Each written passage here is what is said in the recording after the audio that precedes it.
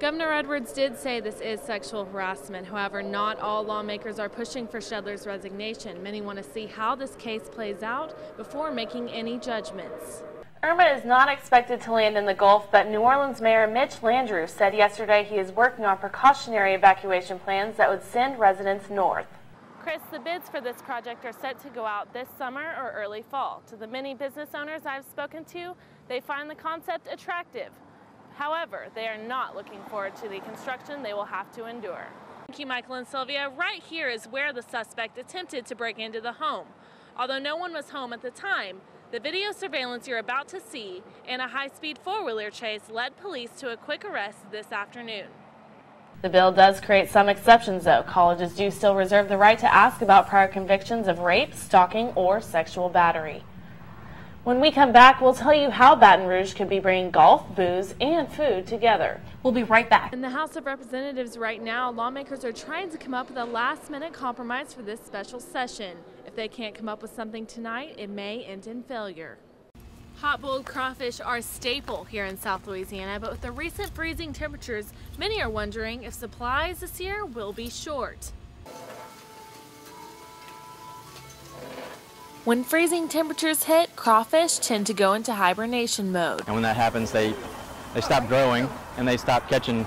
They don't get into the traps, so then there's not much out there and it drives the price up. Getting off on a late start isn't the only problem these local businesses are facing. A lot of the crawfish that we're getting are smaller, but we're also struggling with the hardness of the shell. When crawfish come out of hibernation, they have a new fresh shell instead of molting. They don't peel as easy, they don't boil as easy, so that's mainly the biggest concern that we're having right now is the shell itself. However, not to worry, as long as temperatures stay up, the crawfish season will get back to normal. Signs already of getting bigger. They've gone through one or two molts since the past freezes, and they're starting to grow a little bit and catch more. So this weekend with Super Bowl Sunday, it might be kind of a tough weekend to get them to have enough, for everybody. And usually high prices are expected to go down within the next week or two. Just be patient, they will come back, they will get bigger, the shells will get harder, this is a really tough season for the industry. With the Manship School, I'm Abbi Rocha. The historic flood of 2016 devastated many homes, property, and local businesses. Nearly 6 months later, Clegg's Nursery is holding their grand opening weekend after recovering from the damage. And started looking around and realized I was no longer employed and that there was absolutely no way we could rebuild this business. While Clegg's Nursery didn't suffer severe damage, nearby Naylor's Hardware and Garden Center took on 5 feet of water. Got a phone call from Tom asking me if I would be interested in coming over here and just doing the same thing over here. So 2 days later, I was now part of Clegg's Nursery.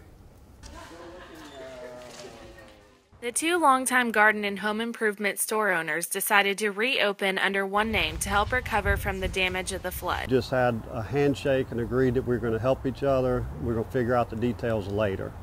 So we have Johnny Naylor's extensive bulk seed department that he was known for.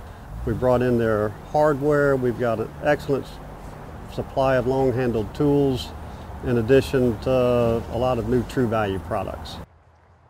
The business partners immediately got together and began planning for how they would rearrange and space out the 5 acres of land at Clegg's to hold all the new inventory. We got it done. It just took a lot of work to do it, and that's what the grand opening is all about this weekend. And it began yesterday, and we had our ribbon cutting out in the front, and we've offered a lot of incentives for people to come. It's been a real blessing for me. Like I said, it just gives me an opportunity to do other things. Yeah, I mean, I lost my retirement for the most part. I mean, I was counting on that. That's okay. My stuff got wet. I can get more stuff. Abbi Rocha, Tiger TV. The LSU Student Health Center held their grand opening of the official LSU pharmacy on Tuesday. The grand opening had free food, ninja snowballs, and a visit from Mike the Tiger. Although it's common for universities to have a pharmacy, many collegiate pharmacies are selective on which types of insurance they will accept. The LSU pharmacy offers anything that a normal pharmacy would, including prescription medications, over-the-counter drugs, immunizations, and vaccines. What makes us different is that we are also privatized, so we can take any kind of insurance and file it just like any other retail pharmacy can. So basically we're like a CVS or any other retail pharmacy. We're just on campus and inside the health center. The new pharmacy accepts all types of insurance and will be comparable to a CVS or Walgreens right here on campus for students, staff, and faculty. I actually just ran out of one of my prescriptions, so my mom told me she was going to have to transfer here anyway, so that's going to be super convenient for me. And I actually am a part of the School of Music, which is right across the street, so it's super easy for me to just pop on over and I get my stuff quickly. As soon as the patient gets through seeing the doctor, sometimes I have the prescription ready before they even come through the door. So it's really convenient as far as time-wise. You don't have to go off campus to another pharmacy. We're just right here, and we're filling the prescriptions just as soon as you leave the doctor's office. Abbi Rocha, Tiger TV.